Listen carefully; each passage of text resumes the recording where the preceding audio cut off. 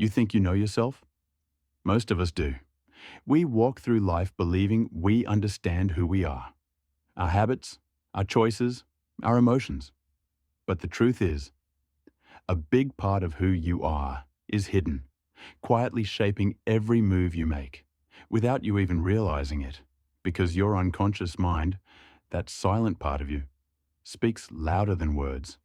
The way you walk, the way you laugh, even the way you hold your phone. None of it is random.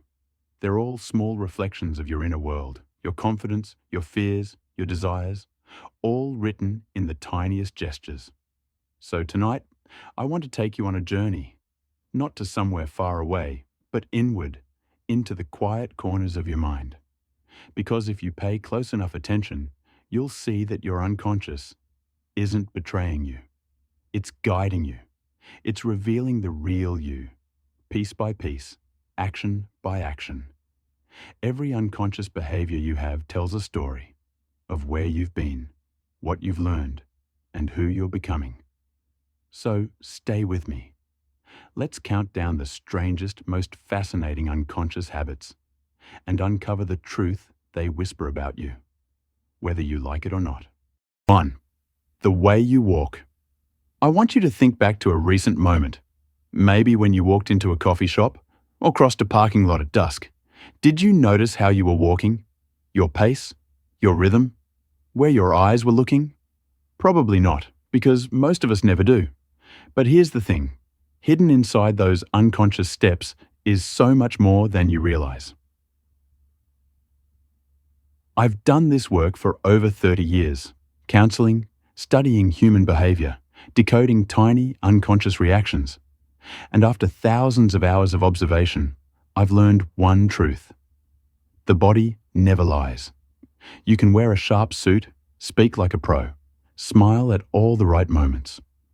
But your walk, you can't fake that, because the way you walk is written by your subconscious. It may sound strange, but your walk, as simple as each step, is a moving personality profile. Someone who walks fast, with long, firm strides, is usually energetic, decisive, and sometimes a little impatient. It's as if they're chasing something invisible, a goal, a deadline, a restlessness they can't sit still with. On the other hand, someone who walks slower, more carefully, like they're thinking through each step, often lives more in their inner world. They're not weak, just cautious, observant, and often deeply in tune with life on a quieter level. Let me tell you a story. A few years ago, I worked with a behavioral psychology team at UCLA. We ran a small experiment. We showed participants short clips, just a few seconds, of strangers walking from a distance. Here's the fascinating part. A small group, made up of former violent offenders, could identify with up to 90% accuracy who in those videos would be easy targets. Not based on muscle, height, or size. They didn't need to hear a word. They could just feel it. From the hesitation in a step, the uneven shoulders, the lack of confidence, the body that didn't seem at home in itself. One former street gang member from New Jersey told me, "We didn't pick the weak ones. We picked the ones who didn't believe in themselves." Have you ever felt like you were walking, but not really there? Like your body was moving, but your mind was somewhere else? Many of us, especially under stress, walk as if we're trying to escape something invisible, a responsibility, a worry, a wound that never fully healed. At that moment, walking isn't just transportation anymore. It becomes a living expression of your psychology. Psychologist. I once worked with a woman in her 40s, a creative director in San Francisco. Every time she came to therapy, she walked fast, but never looked up. She said she feared nothing, but her body told another story. After a few sessions, she broke down in tears, remembering her childhood, a world where slowing down meant missing out, being scolded, losing love. You see, Your walk is a physical memory. It carries your experiences, your wounds, and your unspoken desires. I'm not sharing this to make you self-conscious, but to help you see yourself, not to change, to understand. Next time you're walking alone through a parking lot at night, notice, are your shoulders straight? Where are your eyes looking? Are you walking with presence or with defense? You don't have to perform for the world, because eventually the way you move through life will reveal everything. A step doesn't lie, a walk can't pretend, and the beauty is, you can always learn to walk again. Softer, stronger, more aware, not for others, but because you deserve to walk like someone who knows their own worth. 2. How you handle silence. I want you to imagine this. You step into an elevator. Next to you is a stranger. No phone, no music, nothing. Just two people, standing still, in silence. What happens? Do you feel the urge to say something, anything, just to fill the empty space? Or can you stand there, calm, unbothered, comfortable with the quiet? Silence. In America, where I've lived and worked most of my life, it's something people rarely feel comfortable with. I once asked a young client, a sharp, confident attorney, "Why do you always feel the need to fill the silence with words?" She smiled and said, "I'm afraid if I stay quiet, people will think I'm boring." Sound familiar? Maybe you've felt that too. Because silence is like a mirror. It reflects the insecurities we try so hard to hide. And instead of facing it, we fill it with chatter, nervous laughter, anything, just to escape that emptiness. I remember a group therapy session in Chicago 12 years ago. A former soldier sat silently the entire time. No words, no nods, no reactions. Someone finally snapped, "Are you even listening? Or are you judging us?" He smiled softly and said, "I'm just listening. Silence doesn't always mean I don't care." And suddenly, the whole room fell quiet. But this time, it was a silence full of connection. In psychology, we call that a power pause. In business negotiations, silence after a proposal can make the other side reveal more than they intended. In therapy, it's often the quiet moments when people finally meet their truth. Because here's the truth, you can't fake silence. When there's nothing left to hide behind, no words, no smiles, no small talk, that's when your real self steps into the light. Can you sit beside someone and say nothing, yet still feel safe and close? Can you share a meal in silence and still feel full, not empty? If you can, congratulations. You carry something rare in today's world, inner steadiness. People who are anxious, insecure, afraid of being abandoned, they often talk non-stop. It's not their fault. It's a defense, like a coat in the emotional winter. But those who've made peace with themselves, they're not afraid of silence. They know. Silence isn't emptiness. It's space for truth to appear. I've spent hundreds of hours with people who were deeply wounded. Many of them couldn't find words for their pain. But in that silence, I saw them. And they began to see themselves too. So next time you find yourself in a quiet moment, don't rush to fill it. Just notice. That's the part of you you've been too busy to hear. Silence isn't your enemy. It's a mirror. And those brave enough to look into it are the ones who finally become free. 3. How you text back. Have you ever left someone's message sitting there for hours, maybe even days? Not because you dislike them, not because you don't care, but simply because you don't have the energy to reply. If that sounds familiar, you're not alone. I've worked with so many people, entrepreneurs, teachers, stay-at-home parents, and I've realized something. The way we text back is one of the simplest mirrors of our personality. Some people reply almost instantly, no overthinking, just a natural response. Not because they're free, but because connection matters to them. I call them the rhythm keepers. They want even the smallest relationships to stay alive, steady, nurtured. They often have high empathy and a quiet desire to make sure no one feels forgotten. Then there are those who read the message, but don't respond for hours, days, sometimes ever. I don't call them cold. Often they're introverts or people who are emotionally overloaded. When your mind is juggling work, emotions, and messy relationships, even replying to a message can feel like a mental burden. I once had a patient, a nurse at a big hospital. She said, "I read dozens of messages every day, but I only respond to a few. I don't hate anyone, I'm just tired. So next time someone leaves you on scene, don't rush to feel hurt. They might be fighting a battle you can't see. And if you are the one who can't reply right away, know that it doesn't make you a bad person. We don't always need to reply fast. What matters more is, are you honest when you do? And when someone stays silent, can you be patient enough to understand them? In a world full of pings and notifications, empathy remains the rarest message of all. 4. How you laugh. Have you ever heard your own laugh in a recording and cringed a little? Or seen someone burst out laughing in public and instantly thought, that person isn't hiding from the world? Laughter is instinctive. But here's what's fascinating.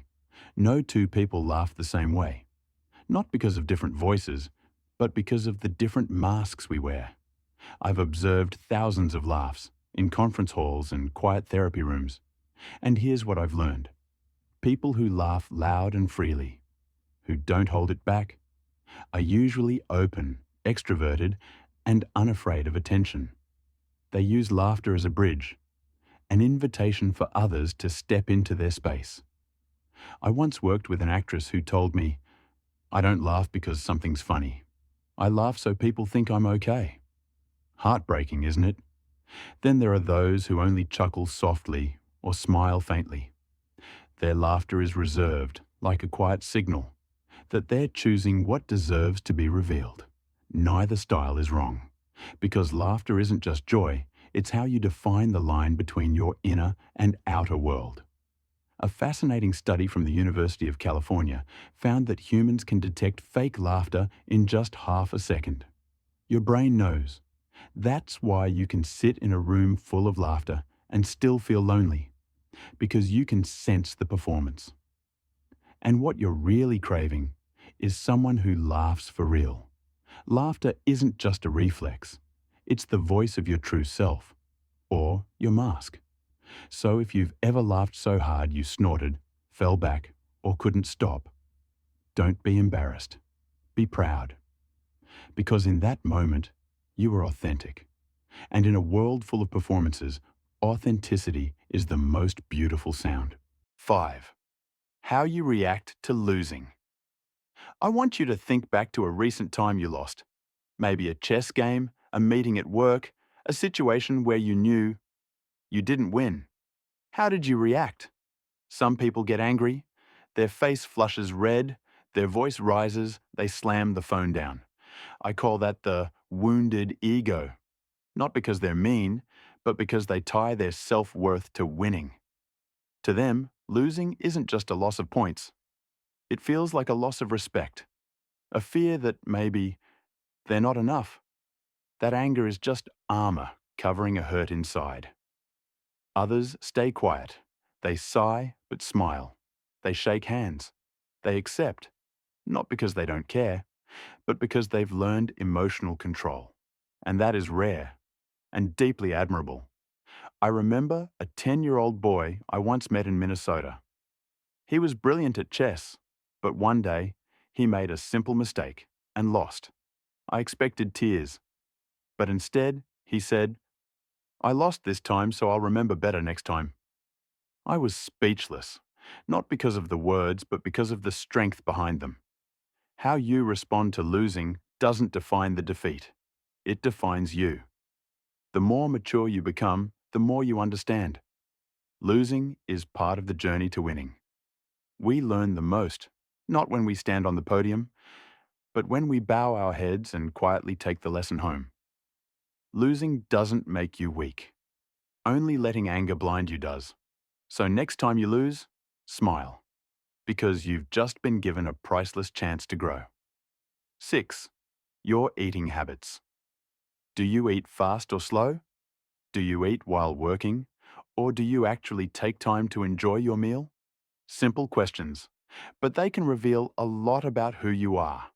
Over more than 30 years studying human behavior, I've learned that the dining table is one of the quietest and most truthful therapy rooms. I once ran a small survey in Texas, a place that's half country, half modern pace. The results were striking. People who ate quickly had nearly 40% higher daily stress levels than slow eaters. Fast eaters don't just eat fast because they're hungry. They eat like they're in a race, with time, with their schedule, sometimes with themselves. They're often decisive, always on the move, treating the meal like a task to complete. Slow eaters aren't necessarily free or lazy. They tend to have a need for control, to feel each detail, not just in food, but in life. I remember a businessman who came in for chronic insomnia. He told me each meal lasted 4 minutes. When I asked the last time he truly tasted anything, he couldn't answer. Do you ever sit at the table with your phone in hand?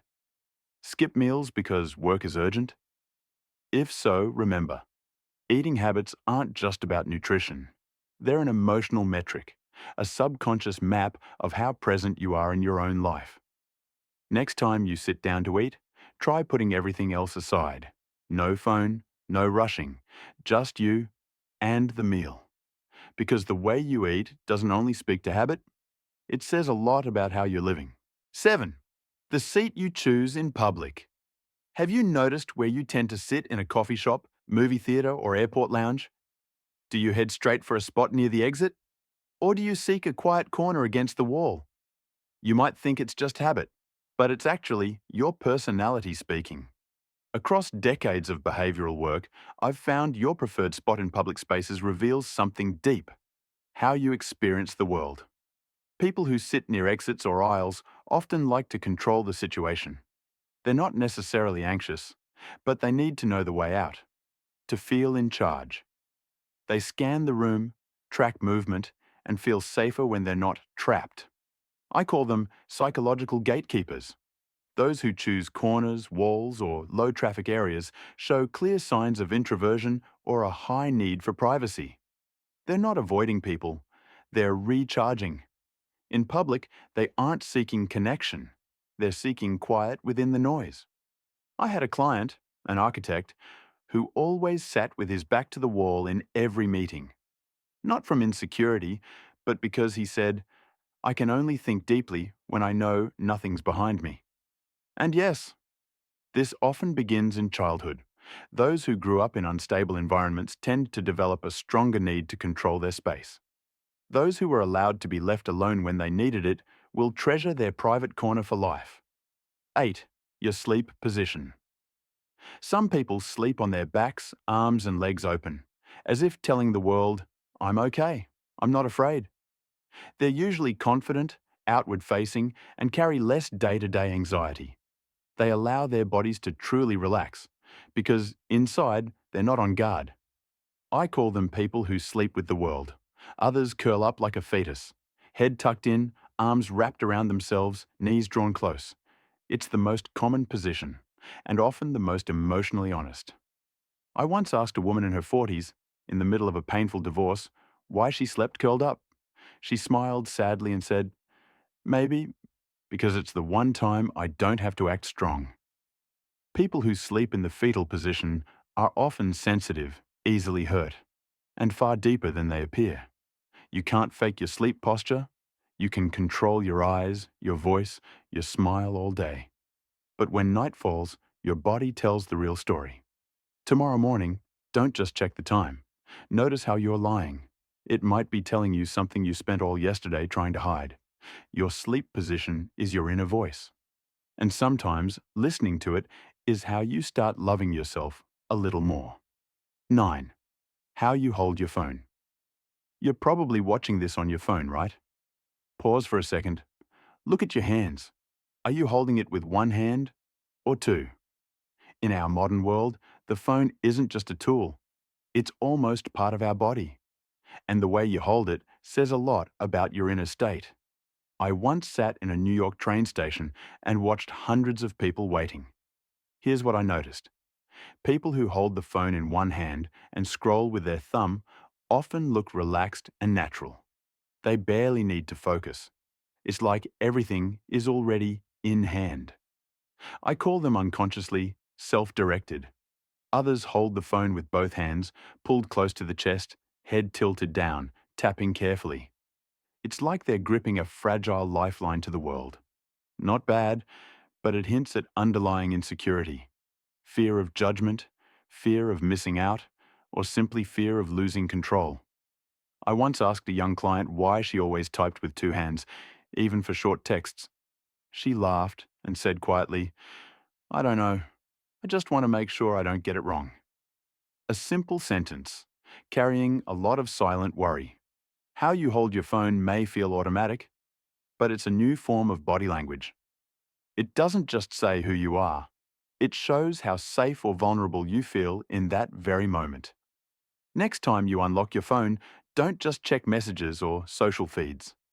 Quietly watch your hands. Sometimes the smallest habits reveal the deepest truths. 10. How you react to strangers. Have you ever walked into a room, seen someone new and wondered, should I say hi? Start a conversation? Or just nod and keep moving? In my work, what I watch most isn't the words. It's the first reflex when people meet. How you respond to strangers is a clear mental map of your social confidence. Those who initiate, a greeting, a handshake, a smile, tend to have high social energy, are more extroverted, and open to new connections. They're not afraid of judgment, or if they are, they've learned to move through it. A Boston entrepreneur once told me, "Whenever I enter a meeting, I'm the one to shake hands first. Not to impress, but to remind myself I belong here and I bring value." A small habit, a powerful statement. Others just nod, avoid eye contact, or move on quickly. That doesn't mean they're cold or rude. Sometimes they're carrying a fear of being judged. This is especially common among Gen Z, a generation raised under the microscope of social media, where every glance and gesture can be watched and compared. I once asked a young client, "Why don't you make eye contact when you talk?" He answered, "Because if they really look, they'll see I'm not confident." Honest and heartbreaking. We won't always feel strong around strangers, but we can be honest with ourselves about how we feel. And if you're the nod and walk type, remember, there's nothing wrong with that. But if you ever want to change, start small. A glance, a smile, a simple, "Hey."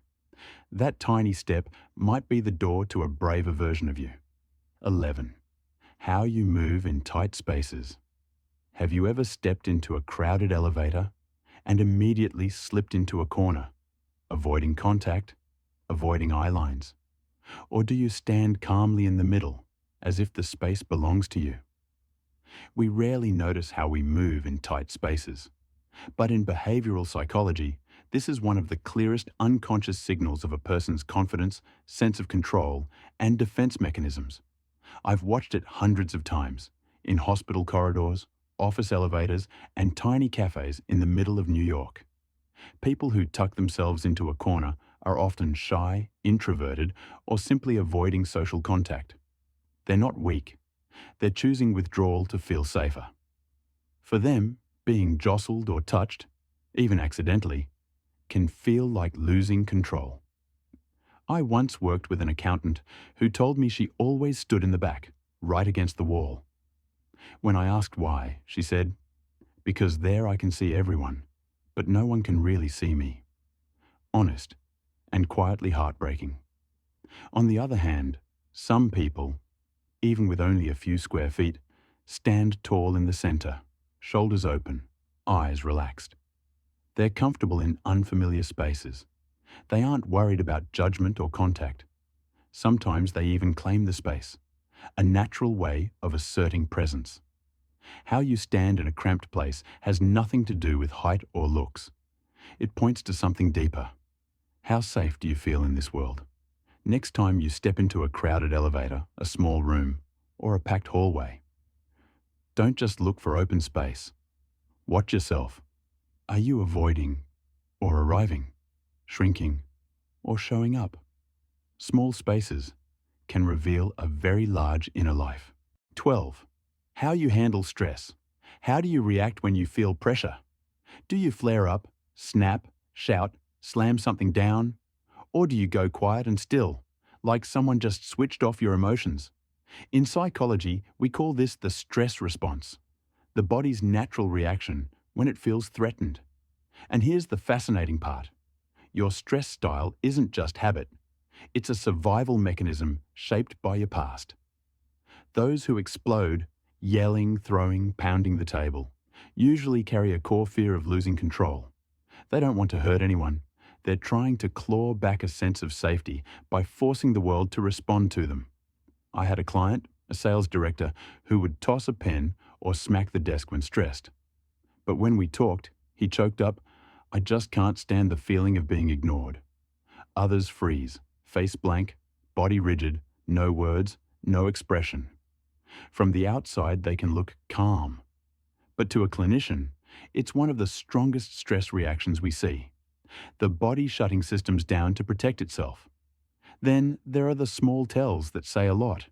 Scratching your head, biting nails, pressing your lips, bouncing your leg. You might call them bad habits.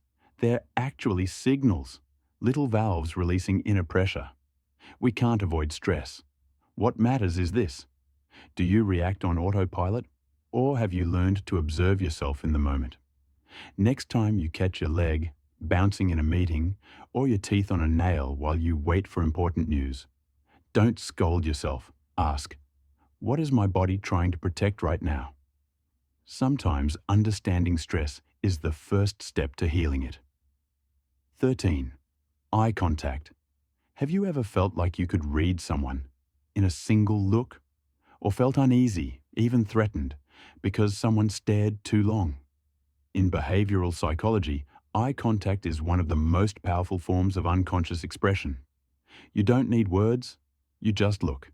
And in 1 or 2 seconds, your unconscious has already spoken. If you stare too long, too intensely, especially without blinking, the other person will feel threatened. That's a survival response. The brain is wired to warn. Something here isn't safe. I once worked with a professional salesperson who locked eyes very hard in conversations. He couldn't understand why clients pulled away. He eventually realized, I wasn't looking to connect. I was looking to control avoiding eye contact.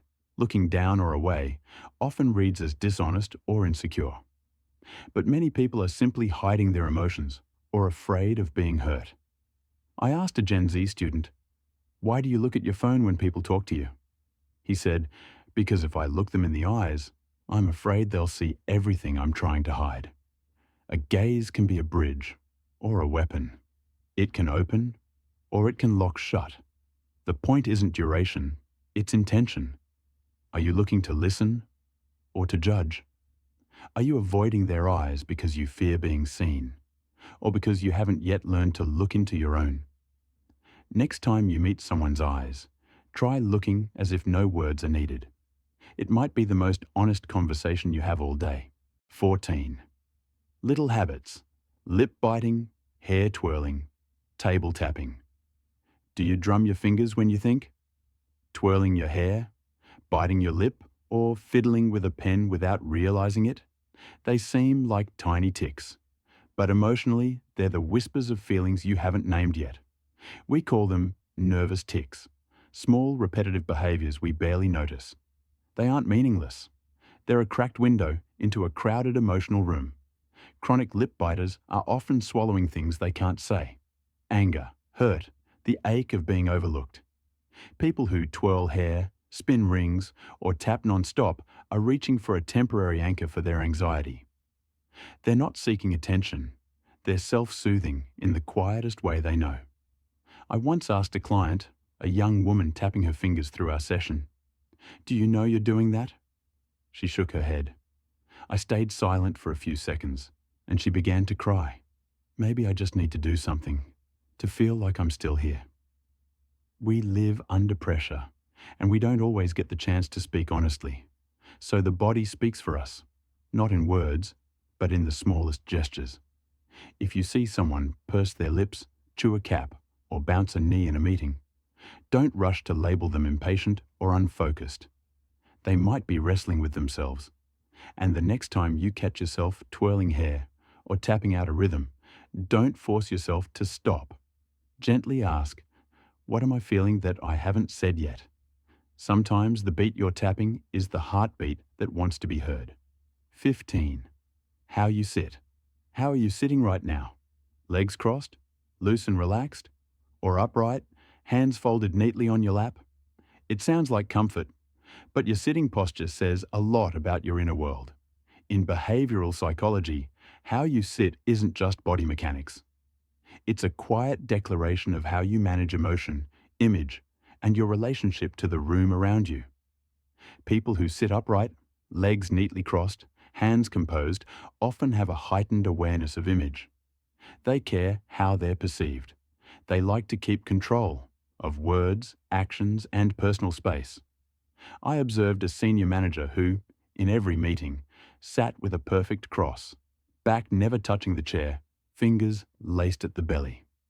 Not because the chair was hard, but to send a message, "I'm in control of this game." Others lounge easily, shoulders down, hands loose, unconcerned with polish. They're often free-spirited, less governed by others' eyes or judgments. They let themselves be. No posturing, no armor. I once asked a creative why she sat cross-legged in meetings. She laughed, "Because that's the only way my brain works." There's no single right way to sit. What matters isn't crossed legs or flopped arms. It's whether your posture comes from freedom or defense. Next time you take a seat, notice what your body wants. Not to look good for anyone, but to listen to yourself. Sometimes the position you choose doesn't just reflect how you feel. It reveals whether you've learned to be comfortable with you. In nearly 40 years of working with people, I've listened to thousands of stories, from painful whispers to harmless laughter. And I learned the most important truth. You can't pretend forever. You can control your words. You can curate every text and emoji. You can even rehearse how you'll appear to others. But your subconscious doesn't act. It speaks through the way you sit, the way you walk, the glances you avoid, the laugh that slips out before you can catch it. It doesn't need a microphone or a status update. It just needs you to live. And others will notice. So if you want to understand someone, or yourself, don't just listen to what they say. Watch how they live, how they face silence, how they respond to losing, how they laugh or don't. The small things have never lied. Thank you for staying to the very end. If something you heard today made you want to look inward, that's a powerful beginning. I believe self-understanding is the first step toward healing. And if you'd like to keep walking this path with me, I'll still be here, to share, to listen, and to walk beside you, with all the lessons that life has taught me.